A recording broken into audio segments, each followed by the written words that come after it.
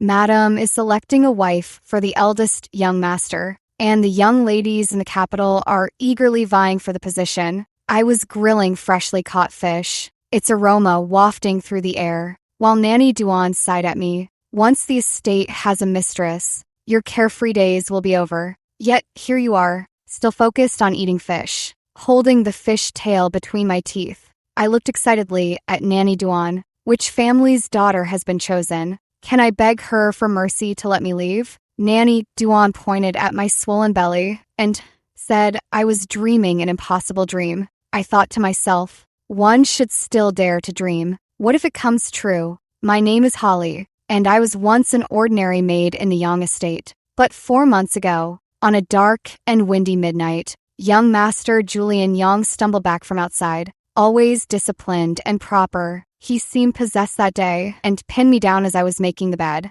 That night, I scratched 8 bloody marks on the young master's face, and he took me 4 times. After that heart-pounding night, the young master gained a bedchamber maid, and I could no longer remain an ordinary servant. I became the young master's chambermaid. Ever since then, the young master would take detours to avoid me. Since he ignored me, I enjoyed my leisure, collecting my chambermaid's allowance, indulging in food and fun without lifting a finger, even being waited on. Occasionally, I'd sneak into his study when he was away to peek at the romance novels he secretly collected. To my surprise, a man as stern and rigid as the young master actually read such novels in secret, and he added a new one every couple of days. But whether he read them or not was none of my business. I was having a grand time reading them myself. I thought life would go on peacefully like this until, before the young master married, they'd find some excuse to send me away with a few hundred taels of silver. But I never could have imagined I was with child. Heavens, I was furious. After becoming pregnant, my position grew even more delicate. I earnestly pleaded with Madame, explaining that since the young master was yet to marry, word of a pregnant chambermaid could tarnish his reputation, especially since he was a renowned scholar of impeccable integrity at court. Madame was very pleased with my attitude and immediately rewarded me with 500 taels, sending me to live at the villa with the promise to bring me back after the young master married in a few years. I quickly waved my hands, acting very sensible. There's no need to bring this servant back. I absolutely must not affect the young master's family happiness and future prospects. Madame was even more moved and added another 100 taels for me. That very day, I packed my bags and made my way to the villa.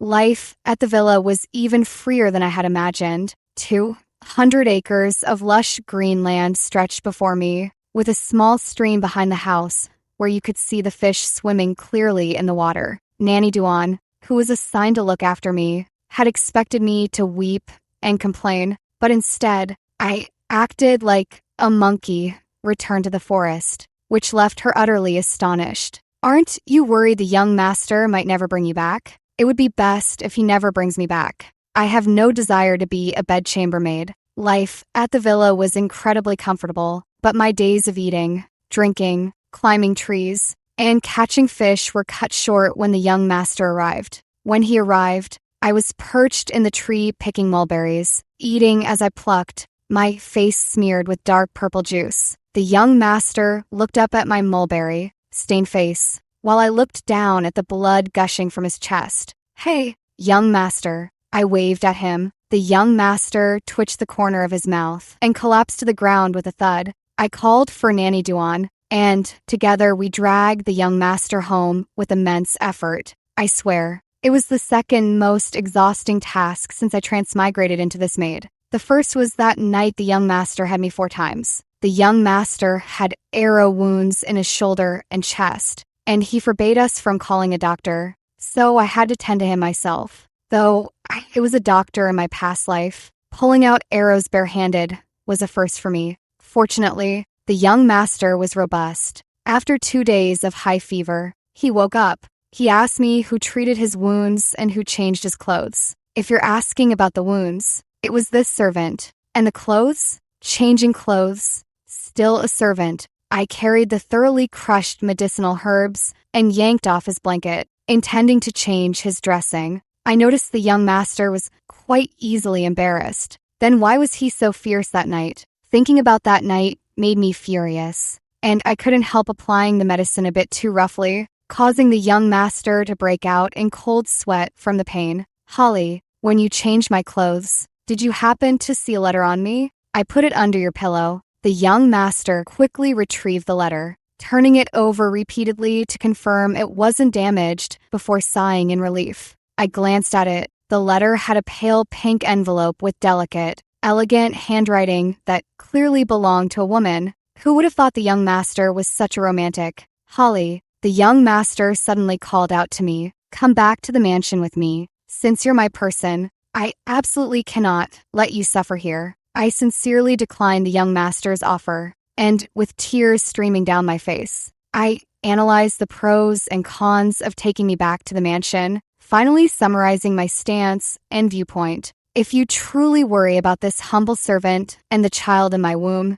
you could allocate 100 taels monthly for our living expenses. If I live well, you and your future madam will also enjoy happiness and harmony. I thoughtfully fastened young master's collar and patted the back of his hand earnestly. Two goods make one great. It's a win. Win, young master. Young master stared at my face for a long while without saying a word. I wanted to decipher his thoughts, but unfortunately, I knew nothing about him except that he was in good health. Well, if you think 100 taels is too much, 80 taels will do. Young master still didn't speak. 50 taels. That's the bare minimum. I began counting on my fingers the costs of raising a child. Food, clothing, daily needs, and even tuition for the private school. I'm quite good at calculating expenses. Young master stopped looking at me. His voice was slightly hoarse and tinged with helplessness. Holly, I'm tired and want to rest for a while. He didn't say whether he agreed or not. Since I discussed the expenses with young master, he hasn't mentioned bringing me back to the mansion nor providing a living allowance. More importantly, he plans to recuperate at the villa until his injuries heal. This injury of yours is quite severe. It'll take at least a month to fully heal. Would you bear with it and let Matron Duan escort you home first? The young master looked at me with a pained expression. Does Holly dislike me that much? As he spoke, he struggled to sit up. Then, I'll leave, he said. He would go, but his weakened state made him fail several attempts, even reopening his wound. A truly pitiful sight. With just those few movements, his face had turned deathly pale, and he looked ready to collapse. I was taken aback. Today's young master seemed different from yesterday's. Why does he sound so performatively helpless? Still, with his robe half open and that utterly pitiable look, it was impossible to refuse him.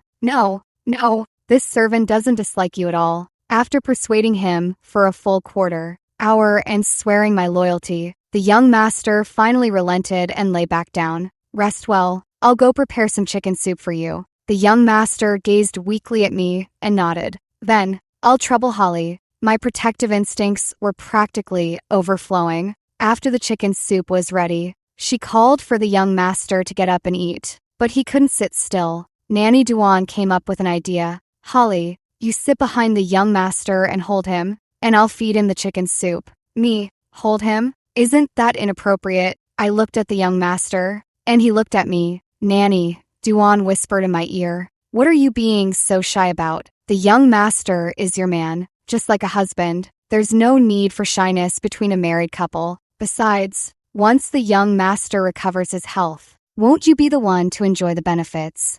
She emphasized the words, enjoy the benefits, with a particular tone, paired with the gossipy expression unique to middle-aged women, lewd and excited. I twitched the corner of my mouth. Nanny, your whispers are a bit too loud.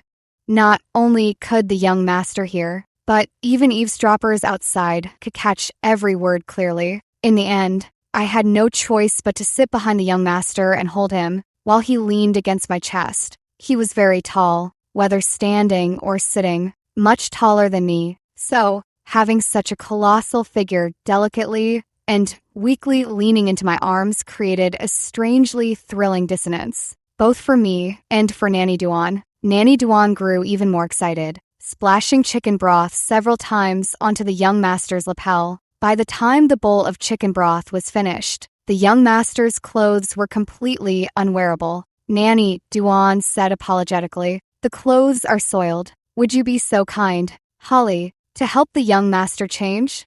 As she spoke, her expression grew even more lewd. Fortunately, the young master didn't see it. While changing his clothes, the young master remained silent, but his face, ears, and chest all turned a light pink. I clicked my tongue and muttered, "Young master, there's no need to be shy. That night, you were quite uninhibited." Heaven knows what medicine he took that night. He was ferocious, unlike his usual self. Ahem, the young master quickly turned his head away, his face flushing even deeper, his voice muffled. That night, the lights were off.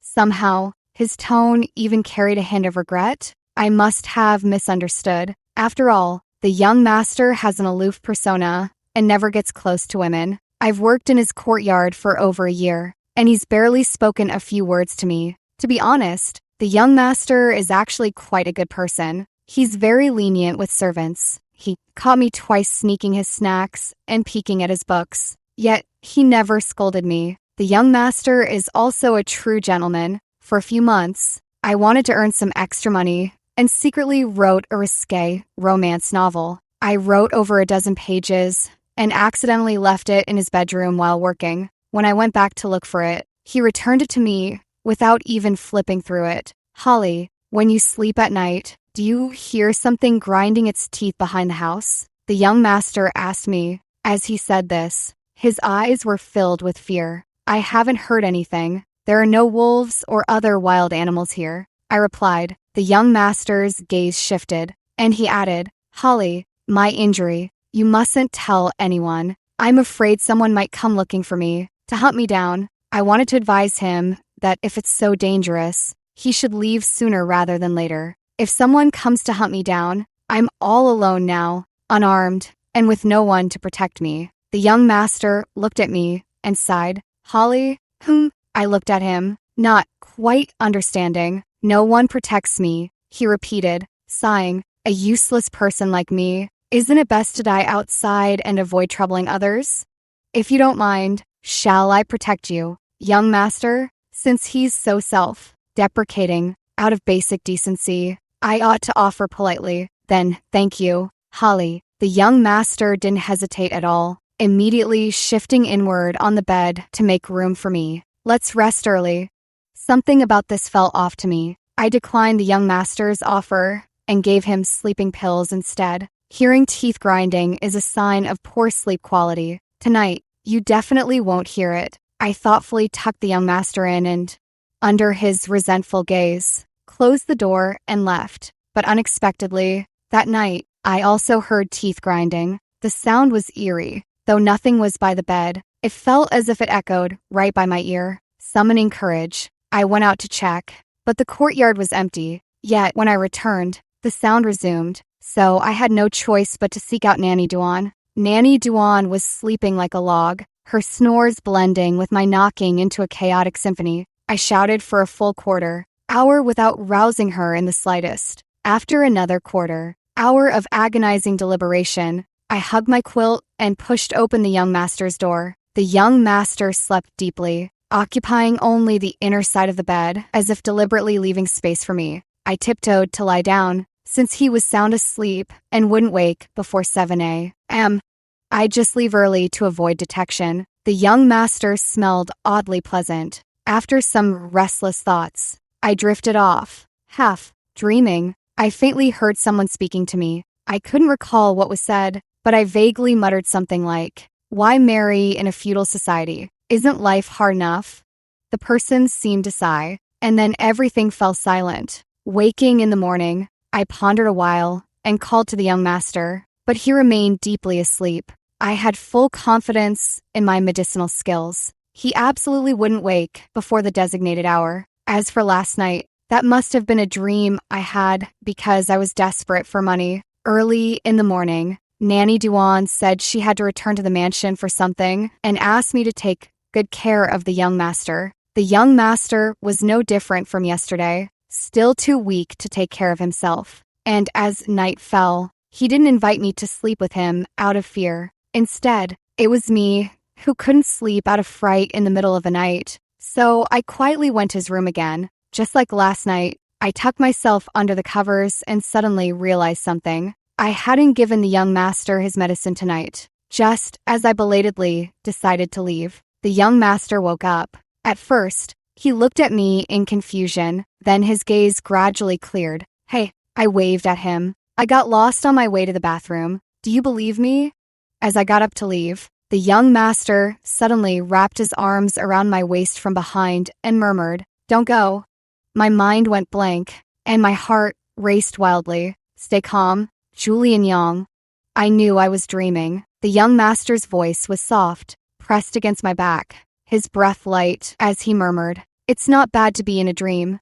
After saying these words, he made no further moves. "Young master," I called his name twice, but received no response. I turned to look at him, his arm wrapped around my waist, his face mere inches from mine, our breaths mingling. The young master, sleeping so deeply, seemed inexplicably fragile. Stirring my protective instincts once more, I chalked this feeling up to my pregnancy and overflowing maternal affection. I had a dream with Julian Yang and me in it, and the setting was much like that night when he took me 4 times. I suddenly woke with a start, only to realize I was kissing him, and I'd kissed him awake. Our eyes met, and the embarrassment was all mine. Of course, it wasn't just my lips trembling. My shame was, too.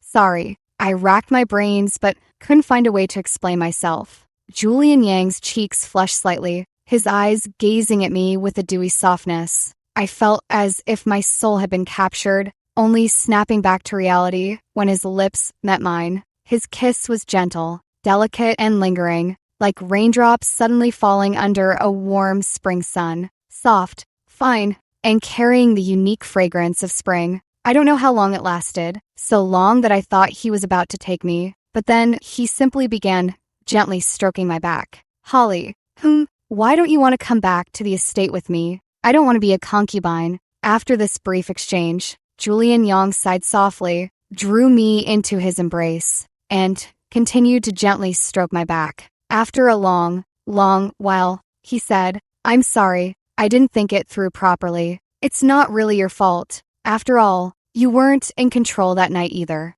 "What does Holly want?" "Money," I answered crisply. "Do you know how incredibly difficult it is for a woman to survive in this world with a child? I have a way to take care of the child and myself." I looked seriously at Julian Yang. "Young master, let's speak frankly. You certainly can't marry me, and I have no desire to be a concubine, let alone a mistress. The best solution to this matter is for you to give me a sum of money, and I will completely disappear from your life. This is the most beneficial solution for both of us." I understand why he finds it strange that I refuse to be a concubine, because in the education and worldview he's received, most maidservants wouldn't refuse such a position. It genuinely means rising a social class, from serving others to being served by others. Julian Yang gazed at me, as if pondering the reasons behind my refusal. Nanny Duan returned, bringing astonishing news. "Madam has formally begun arranging a marriage for the young master."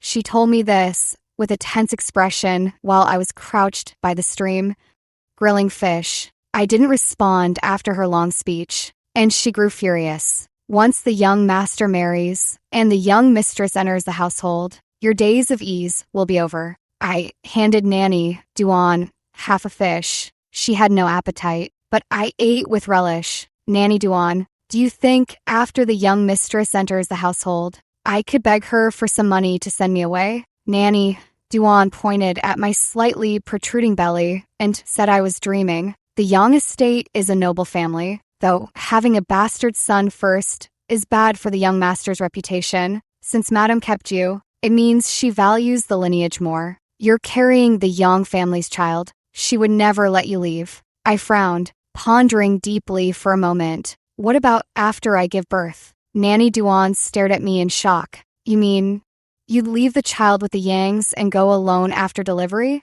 There's no other way." I sighed. "If they won't let me go while pregnant, surely they'll release me after I give birth. Isn't there that practice of keeping the child, discarding the mother? Of course, my first choice would be to take the child with me, but I know full well that on my own, I'd stand no chance against the Yangs in a fight for custody. I used to hear people boast, I could crush you with a flick of my finger. Now, after crossing into this world, I truly understand how simple it is for the powerful to destroy someone, especially for a maid like me, whose deed of sale is still in someone else's hands, enslaved and servile. Let me ask you, aren't you moved by such an outstanding man as the young master? Nanny Duan questioned me. Moved by what? How can one be moved by someone who forces you, makes you inexplicably bear a child, altering your entire life? I retorted. You really. Nanny Duan began to speak,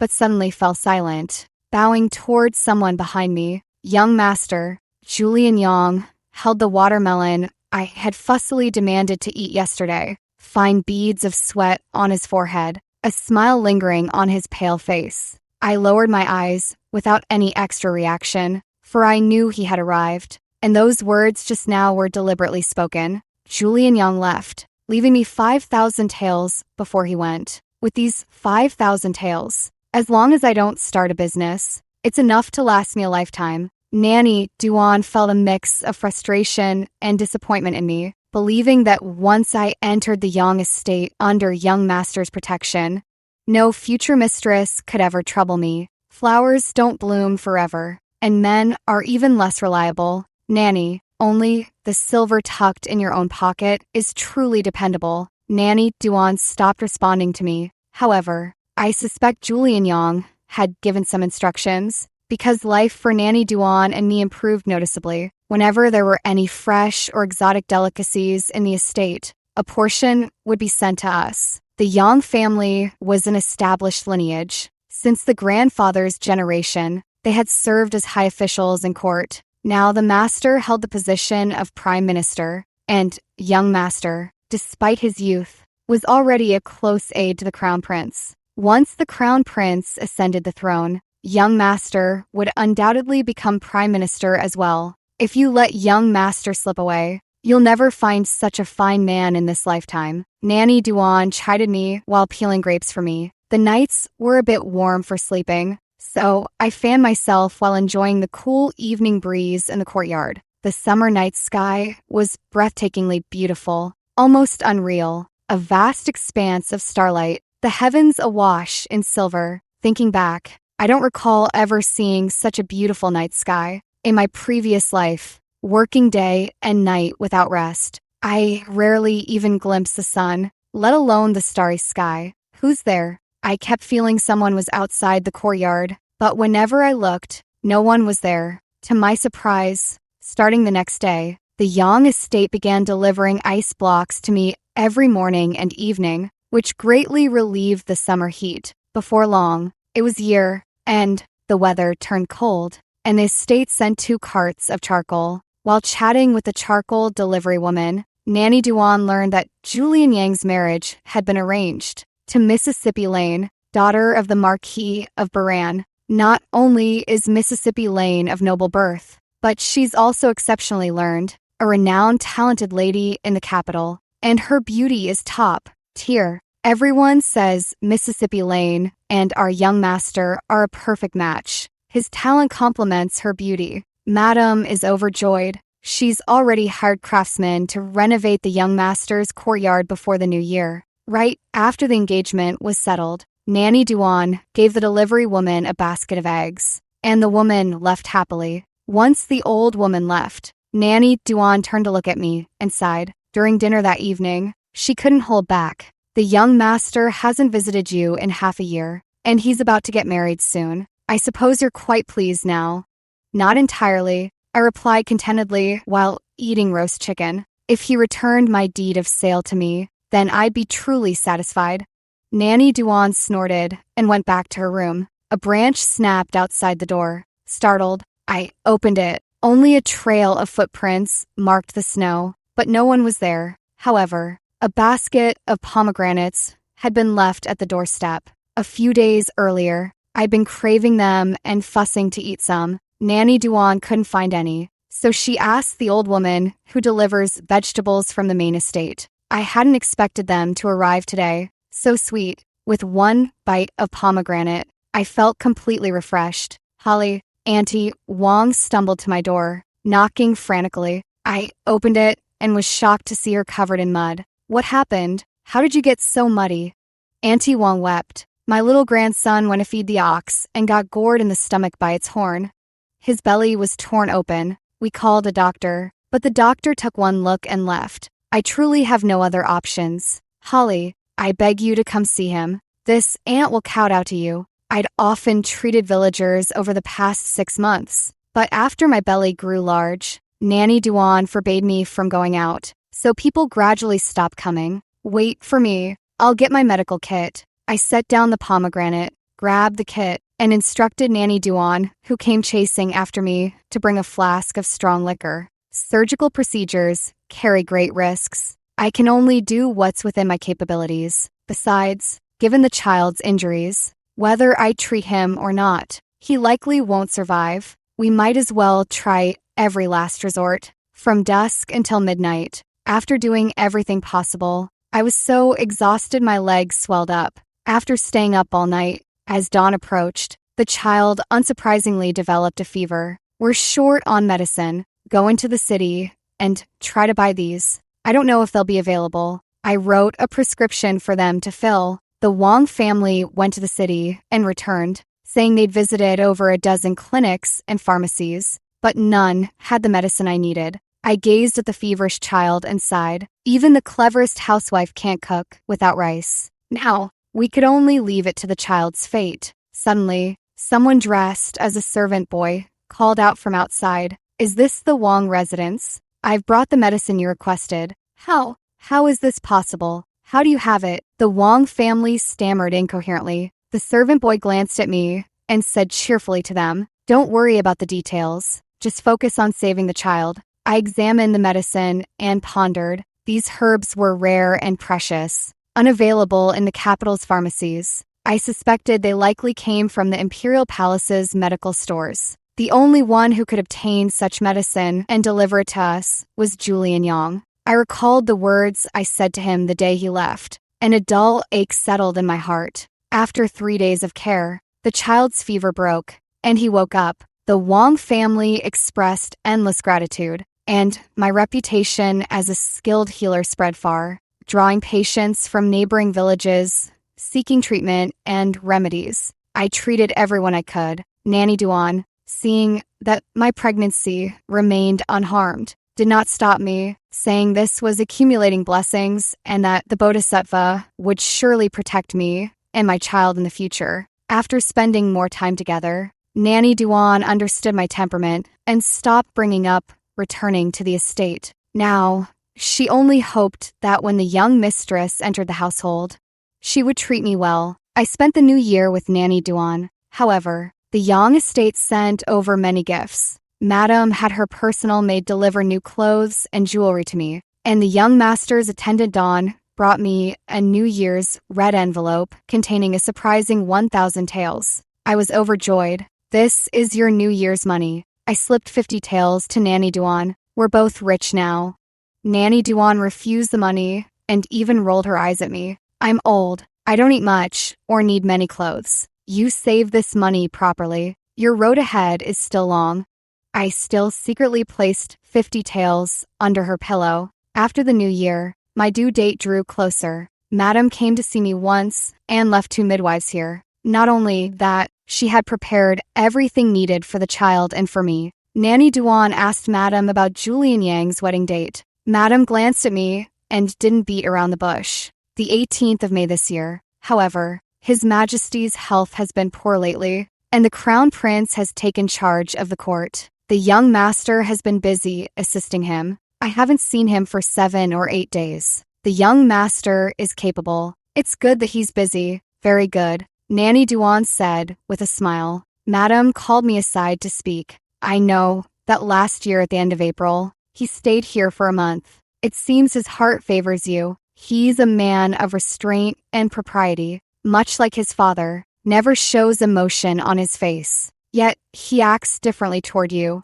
And you have a mind of your own, a strong character. It's a pity your background isn't sufficient. Though you're clever, you still couldn't be his virtuous helpmeet or support him. So, I interrupted Madame, repeating the same words I'd said when leaving the Yang estate. Madame was pleased with my pragmatism. Madame, I notice your shoulders are uneven, and your complexion looks dry and sallow. May I ask, if it's not too forward, are your bowel movements regular? Madame was taken aback, and Nanny Wong, who attended her, scolded me. Everything is fine, all is well. Madame cut off Nanny Wong, dismissed me with a few perfunctory words, and boarded the carriage. I hesitated, then meddled anyway by reminding her not to take tonics recently and to see a doctor if possible. I don't know if she took it to heart. My labor started at midnight. Having never given birth before, I knew it would hurt, but not this much.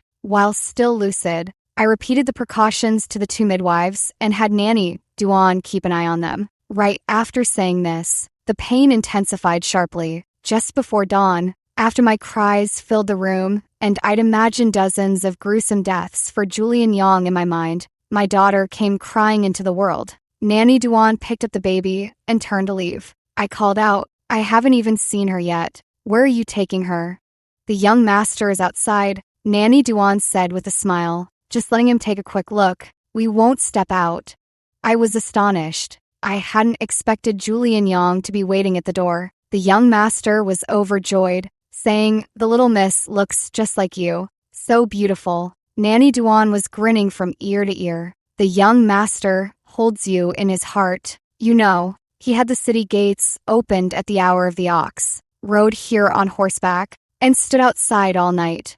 Does Julian Yang like children that much? Well, it is his first child. After all, my sway is very well behaved, sleeping soundly through the night until dawn. A few days later, Julian Yang still came. When he arrived, I was struggling to breastfeed my sway. He had actually hired a wet nurse for me, but I wanted to try nursing her myself for the first few months. But when her little mouth latched on and began to suckle, my maternal resolve crumbled completely. I cried out for Nanny Duan. How can it hurt this much? I won't feed her anymore. She may be full, but if she kills me, her own days won't be easy either.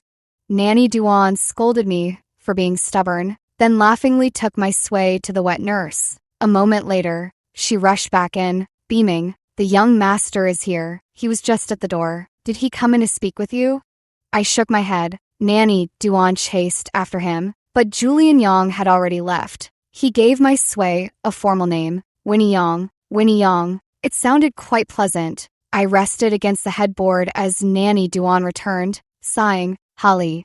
As she spoke, she began to cry. What's wrong? I looked at her, puzzled. Nanny Duan stepped forward and handed me an envelope. I took it hesitantly, and upon opening it, I froze at the contents. Inside was my deed of sale, stamped with the Yang estate seal of release, indicating I was no longer their servant, along with residency papers that included the deed to a house and my identification documents. Did Julian Yang give this to you?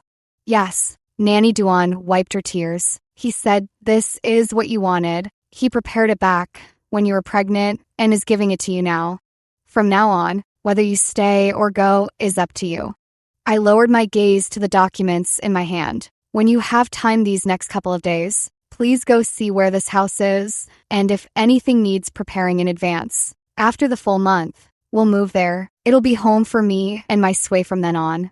The residence Julian Yang gifted me was excellent, tranquil yet conveniently located, neither too large nor too small. I don't know how he convinced Madame, but no one from the Yang estate ever came looking for me. With Nanny Duan and a wet nurse, we lived peacefully with my sway. Only occasionally would Nanny Duan slip up and mention things like the progress of the young master's marriage arrangements. I paid it no mind, but one day, while buying fabric for my sway, I crossed paths with Julian Yang's fiancé, Mississippi Lane. She didn't recognize me. Laughing and chatting, she walked hand in hand with a beautiful woman and passed me by. Mississippi Lane was indeed lovely, tall, with delicate features, and just one look told you she came from wealth and noble birth. But the woman beside her was even more beautiful, with an air of elegance that surpassed Miss Lane's. I could only sigh in awe. The capital truly is a nest of nobility.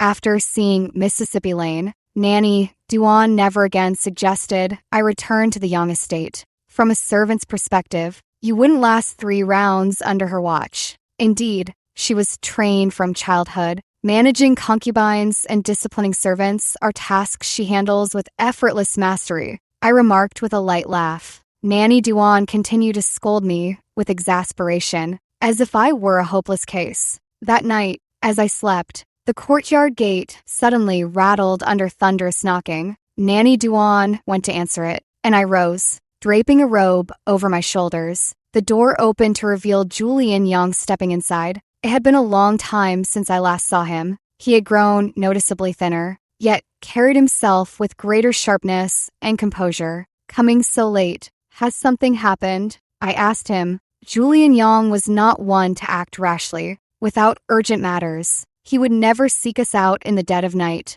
My mother fainted this afternoon. Over a dozen physicians were summoned. Even the imperial physician attended, yet none could offer a solution. Julian Young looked at me intently. Nanny Wang mentioned that when my mother visited you last time, you warned her about her condition. Give me a moment. What I had anticipated had come to pass. It seemed Madame had utterly disregarded my advice. After changing, I followed him into the carriage. Along the way, I inquired about the symptoms before and after Madame's collapse, much like any ordinary physician would. His description was vague. My apologies. Court affairs have kept me overwhelmingly busy lately. I haven't returned home in 4 days. I nodded to show my understanding. Has His Majesty not recovered from his illness? If so, will the Crown Prince succeed to the throne? I asked. This was my first time encountering figures like the Emperor and Crown Prince. Though 2 years had passed since my transmigration,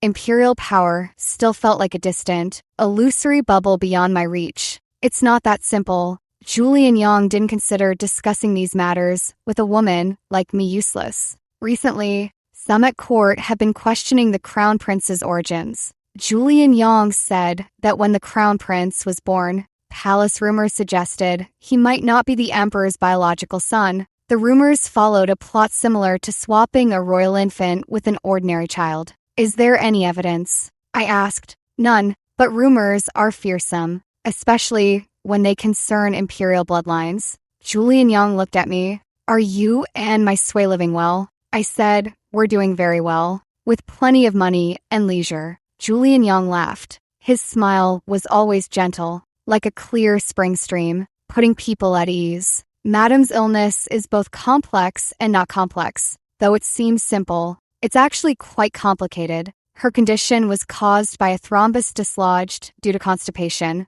Fortunately, it lodged in a fortunate spot, saving her life. From now on, she'll need medication and careful recuperation. Take the medicine on time, walk daily, and perform the exercises I taught 3 times each morning, noon, and evening. I instructed Madame and Nanny Wang. Madame's speech was slightly slurred, but she could still form words. Thank you. Had I listened to you back then, I wouldn't have suffered this calamity today. Nanny Wang wept beside her, apologizing to me. This servant was too foolish, thinking you were being disrespectful by inquiring about Madame's private matters.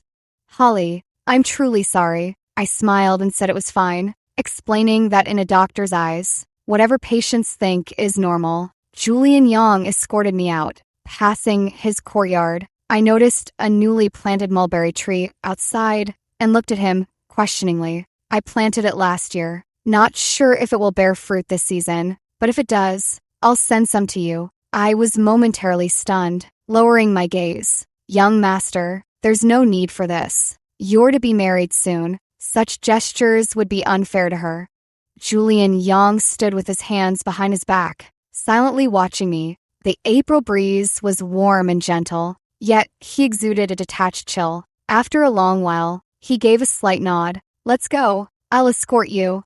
Since hearing Julian Young discuss court affairs, I too began paying attention to such matters. I often overheard commoners gossiping about high officials quarreling and even fighting. It seemed unbelievable to me. Do they really brawl?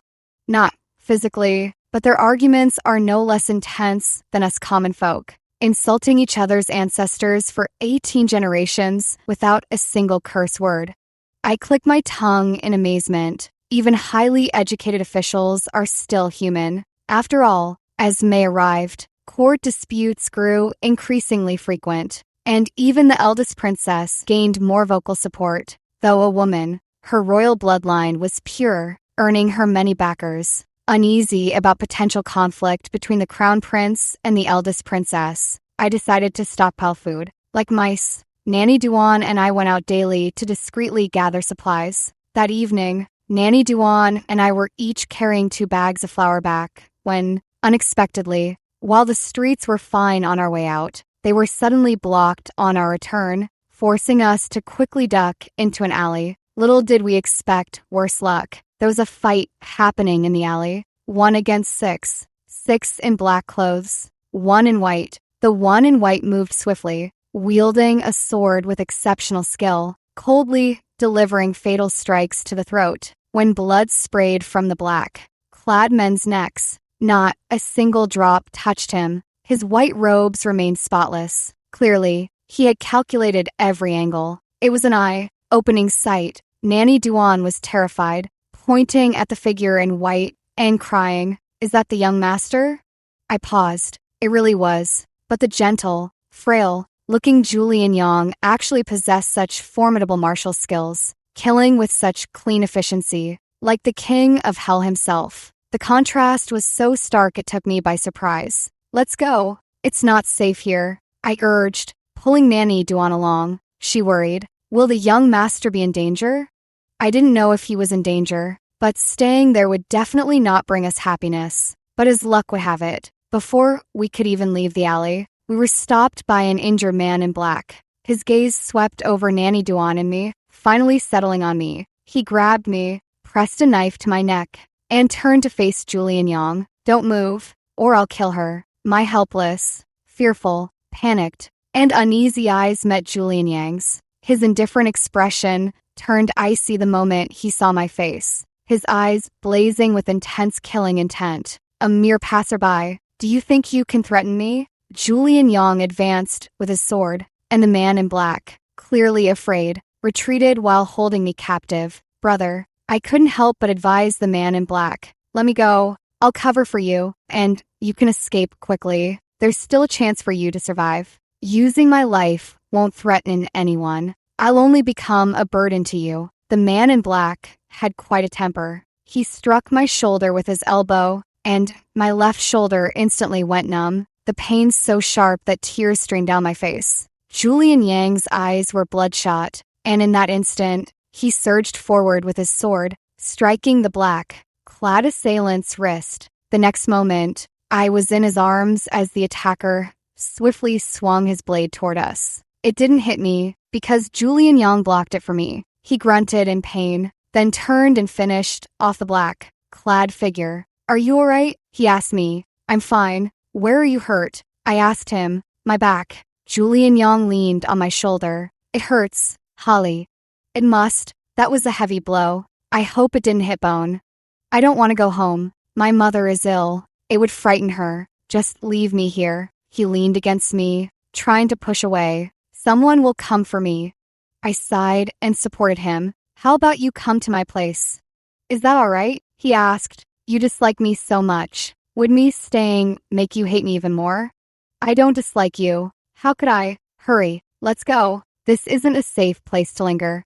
Julian Yang agreed and, in one swift motion, picked up the bag of flour I hadn't wanted to discard, walking even faster than I did. Julian Yang wasn't seriously injured. I deduced that he had anticipated the force of the black-clad assailant's strike and evaded it. But if that blade had struck me, I'd most likely be dead. Now, the wounds on your chest and back are symmetrical. Lying prone on the bed, he turned his head to survey the room, seeming disappointed upon realizing it wasn't my bedroom. "You saved me again. Twice now, I owe you my life, with no way to repay you." His current fragile demeanor made me recall how swiftly and cleanly he had killed earlier. Appearances can be deceiving. Nanny Duan was thrilled about Julian Yang staying over, eagerly offering to feed him chicken soup again. I reminded her, today is the 3rd of May. He's getting married in 5 days.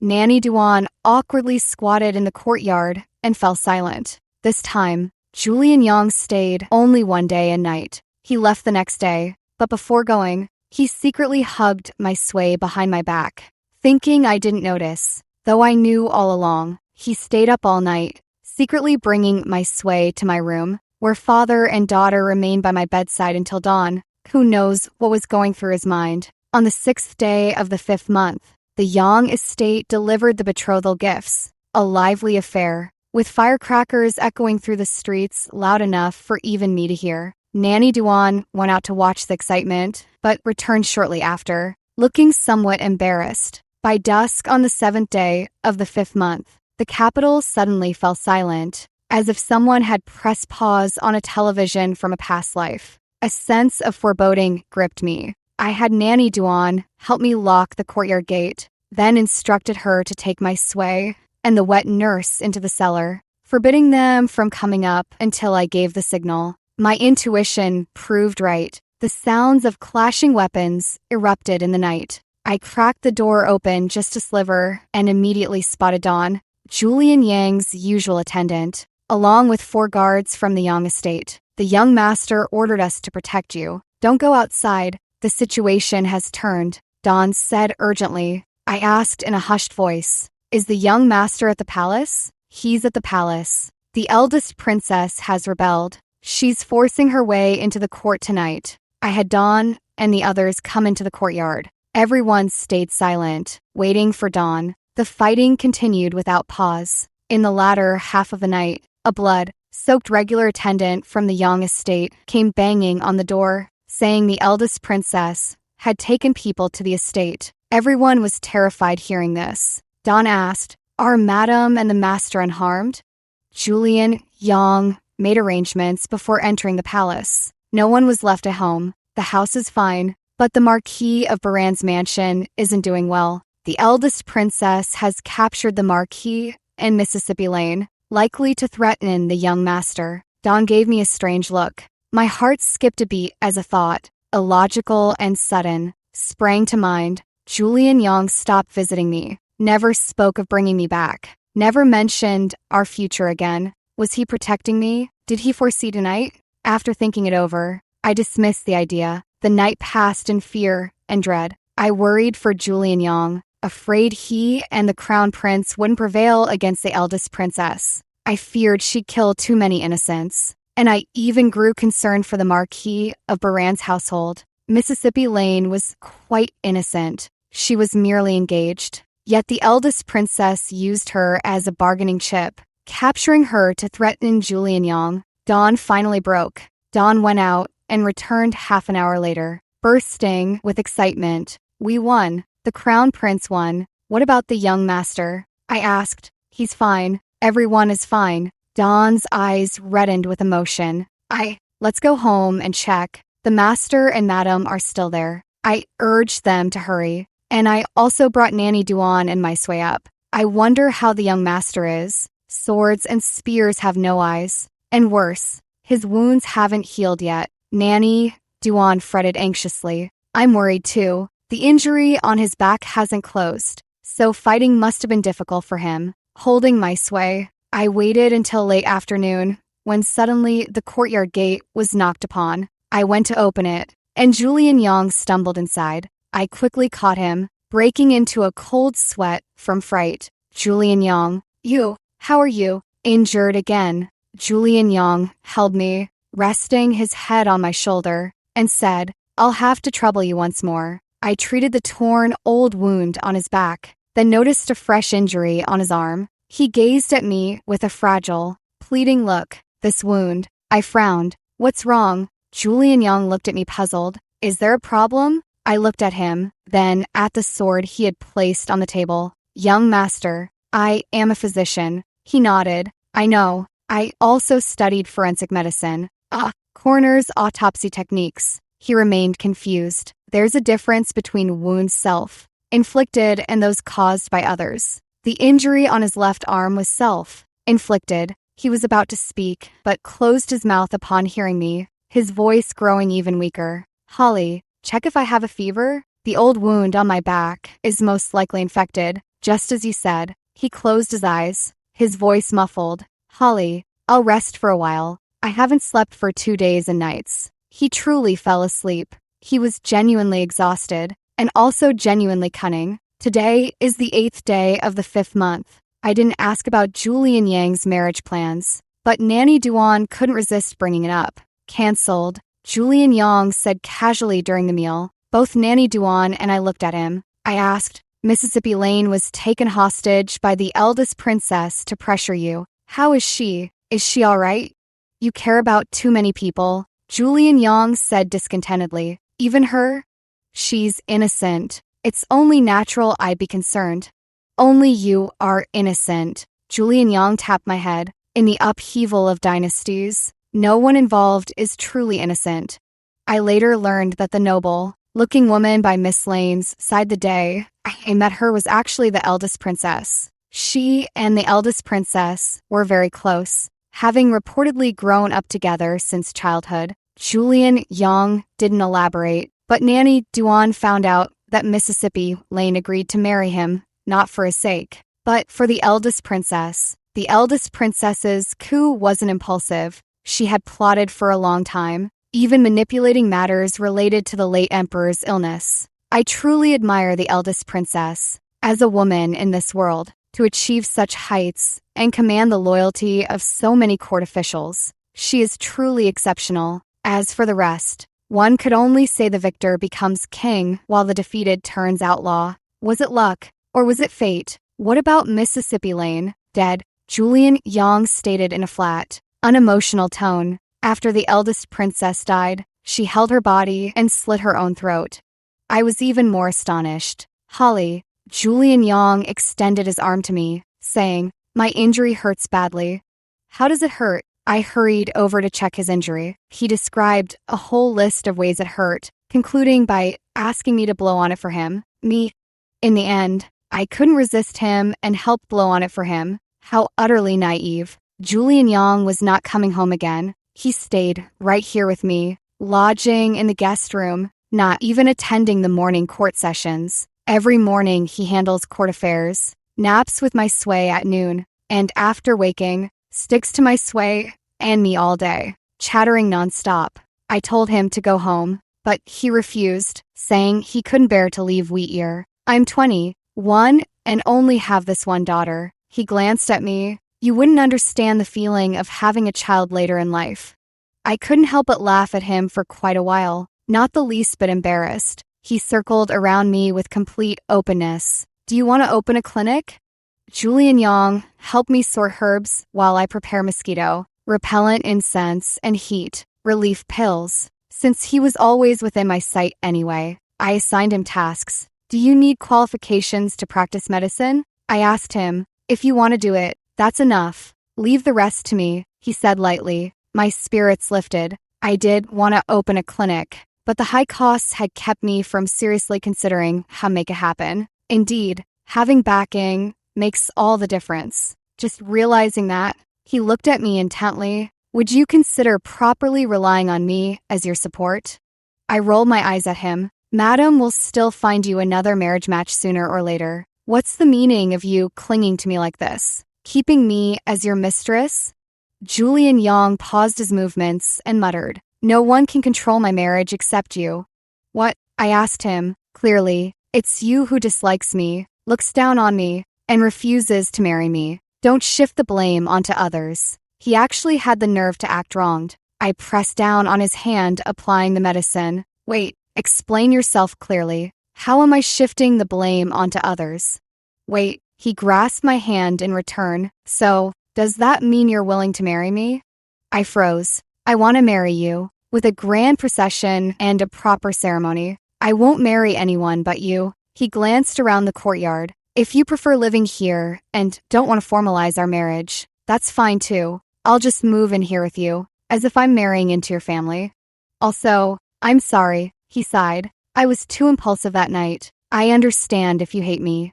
I wanted to say I didn't hate him, but I was even more stunned by his earlier words. Agreed. Nanny Duan rushed out from the room, holding my sway. Speaking faster than I could, Holly agrees. Whether it was Nanny Duan's loud voice or mere coincidence, my sway let out a cheerful sound in agreement, followed by her gleeful giggles. My daughter agreed, so the majority ruled. Julian Young looked at me with burning eyes. Holly, give me a chance to make it up to you. Extra, Julian Young. I began my studies at 3, and from then on, every day passed without any change, either reading or writing and painting. My parents were always proud of me as I surpassed all my peers, becoming the top scholar at 17, the youngest in the great Zhou Dynasty century. Long history. I enjoyed the glory that came from hard work and never found life dull or boring. At some point, the original maids in my courtyard began painting their eyebrows and eyes in front of me, frequently causing trouble. I paid no mind, but my mother was furious. She dismissed 4 maids and brought in 4 new ones. These were not matters I needed to manage, nor did I care who made my bed, folded my clothes, or brewed my tea each day, until one day, returning home from the office, I saw a maid sneaking snacks in my room. This wasn't a big deal in itself, but this maid had quite the technique for sneaking snacks. She cut a round cake into pieces, ate 1 slice, then reassembled the remaining pieces into a complete circle. Had I not witnessed it myself, I would never have noticed a piece was missing. After she left, I studied it for a long time before figuring out how she managed it. That evening, I inquired and learned this maid was named Holly, originally a rough laborer in the rear courtyard. My mother kept her in my yard because she was literate. Holly also sneaked peeks at my books. She read everything. When she encountered obscure passages, she'd study my annotations, though sometimes she'd grumble and curse while reading. For instance, abandoning a wife to remarry and dressing it up as patriotic duty, that's scumbag behavior. How dare they glorify it? Or, more praise? Bullshit. Women suffer their whole lives. This is moral blackmail. Shameless. Or, this tactic is so childish. If I were Prince Liang, I'd just claim the memorial was altered by you. No way to prove it.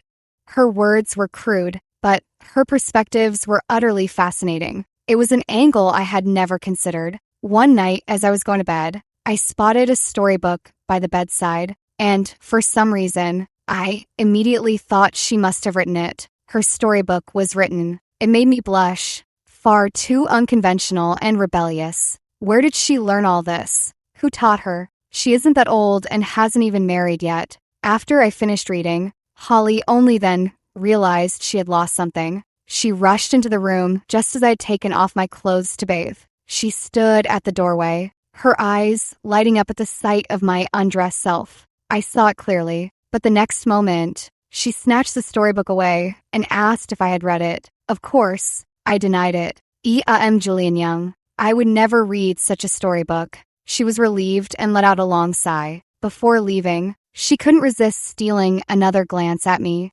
Holly loves to eat. Almost every time I see her, she's munching on something. Sunflower seeds, candies, roasted sweet potatoes, even green peppers. She'll take a bite or two. The way she eats is utterly adorable, though she likely doesn't realize it herself. She even hides her face with her skirt while crouching in the corner of the yard to eat, munching away with little crunches, like a tiny mouse. I noticed Holly no longer sneaked into my study to read, so after some thought, I bought a few storybooks and placed them on the bookshelf. Holly returned, tiptoeing quietly into my study. She reads quickly, but with limited time. It takes her 2 or 3 days to finish a book in bits and pieces. Holly seems to be saving money. After going out with her friends, they bought plenty of snacks, but she bought nothing, returning only to continue secretly eating the pastries in my room. She has countless ways to sneak treats without leaving a trace. Is she saving up to buy her freedom? I discovered that Holly knows medicine. She prescribed an herbal formula for her friend. I took the prescription, reviewed it, and had a physician verify it. The doctor said it was expertly written. On the day of the Mid-Autumn Festival, I overheard Holly say she wanted to see the lanterns, so I gave everyone in the courtyard the day off. Holly returned very late, and when she came back, I was reading by the open window. She stumbled in, reeking of alcohol. Upon seeing me, she hiccuped from the drink, covered her mouth, and spoke to me with exaggerated seriousness. She thought she hadn't given herself away, but the scent of osmanthus wine clung to her from head to toe. Feeling mischievous, I asked her to grind ink for me. Without a word, she obediently started, but after a while, she began to space out. Probably the alcohol was kicking in. Suddenly, she grabbed my hand that held the brush, turned it over and examined it for a long time, then patted it and said, "This hand is perfect for acupuncture." I teased her, asking why it was so suitable for needles. She actually proceeded to needle me, explaining which acupoints corresponded to what as she worked, then took my pulse and checked my tongue coating, breathing alcohol, her eyes glistening. She claimed she was babbling nonsense, yet everything she said made sense. If you called her sober, she was clearly rambling incoherently, unaware of what she was doing. She fell asleep, holding my hand, while still connected to the foredrip. I watched her for a long time. Even in sleep, she kept murmuring, her lips never still. But when she woke the next day, she remembered nothing. She greeted me with formal courtesy, never lifting her eyes to meet mine, and even the needle mark I deliberately left visible went unnoticed by her. The eldest princess invited me for drinks.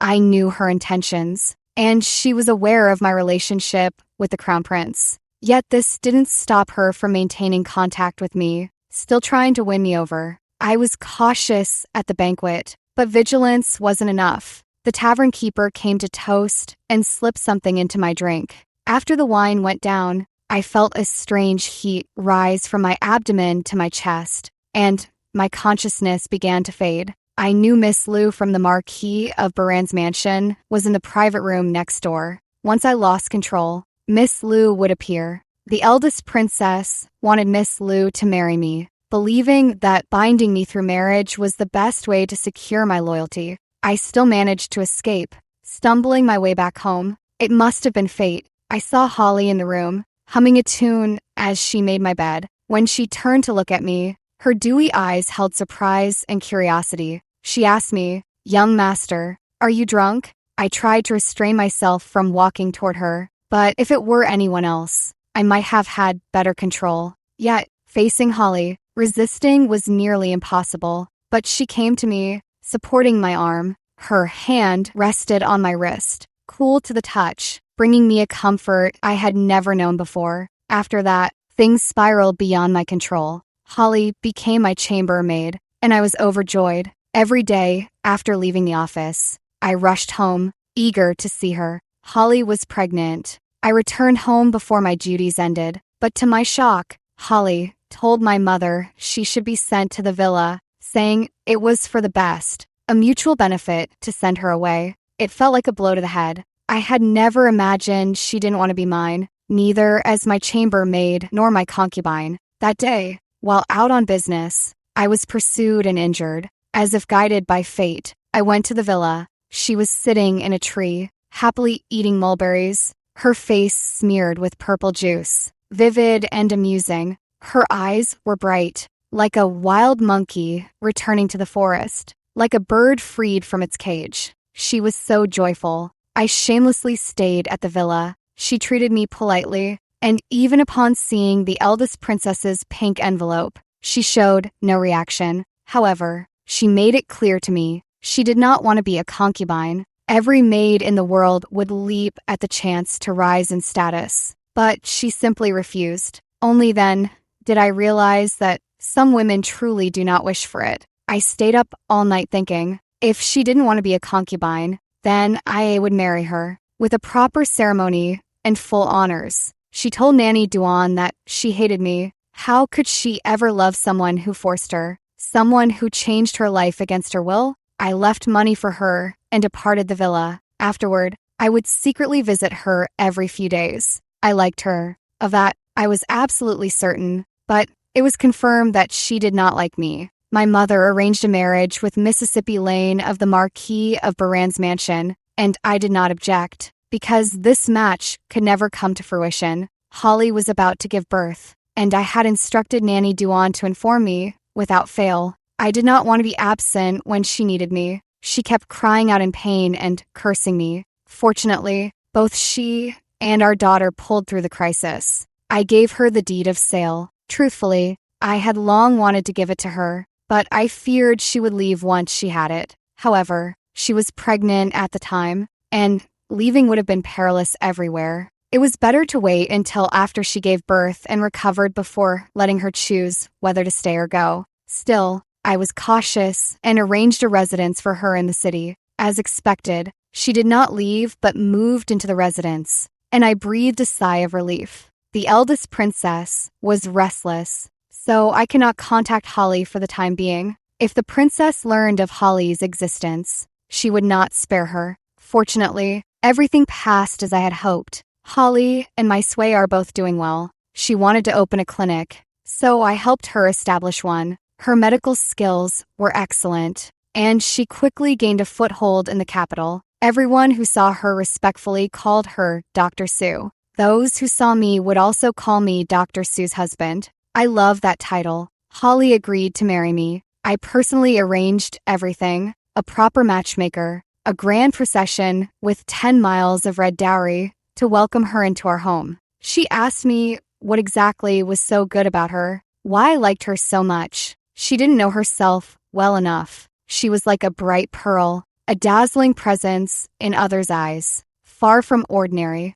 Holly was quite pleased, saying she never realized she was so remarkable. She was more than remarkable. She tore through my hollow, monotonous life and filled it with joy, vitality, and a liveliness I had never known. Her goodness was something only she remained unaware of. On our wedding day, the mulberry tree I planted was heavy with fruit, abundant and ripe. She stood beneath the tree, holding my sway, her eyes sparkling with sweetness as she smiled.